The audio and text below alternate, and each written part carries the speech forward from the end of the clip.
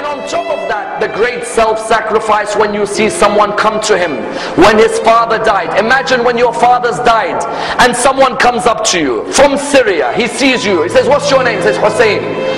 Son of who? He says, son of Ali ibn Abi Talib. He said, may Allah curse you and curse your father Ali. If someone talked like that to you, how would you reply back to him? May Allah curse you and your father. The guy's name was Asam ibn Mustalaq. Imam said, is the wind of this area hurting you? Or maybe you've had a disagreement with your wife. Is there a shelter for you to stay in? Or has no one provided you with clothing? Please come and stay in my house if you are a stranger in this area. Wallah, that person began to cry. He said, Aba Abdullah, I cursed your father in front of you. And this is the way you reply back to me by making your house available for you? He said, this is the family of Rasulullah and the way we treat people. People may come and curse us, but we come back with morals because our grandfather Rasulullah came to perfect the morals of mankind. And that's why I will never forget the greatest self-sacrifice before Karbala. Notice none of these stories have anything to do with Karbala. Before Karbala and the battle of Nahrawan, the soldiers who were caught by Ali ibn Abi Talib were standing there. One of the soldiers, you all know him very well.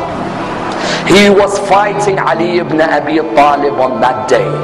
He had some rope around his hands. It wasn't too tight, but it was around the hands. Imam al-Hussein was walking past. He saw that soldier.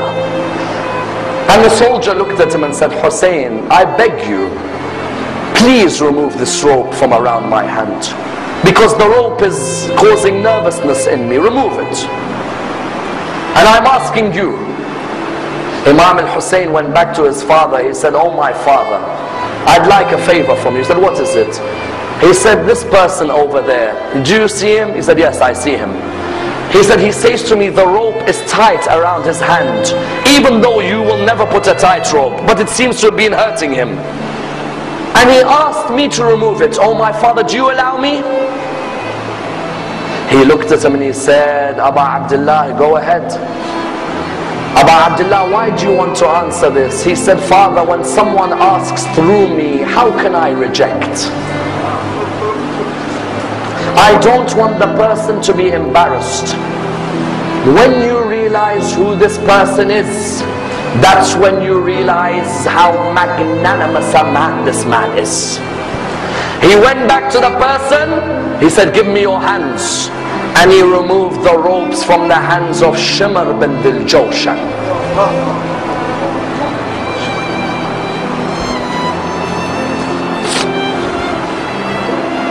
Tell me, which mercy did he show to you when he sat on your chest on the afternoon in Karbala?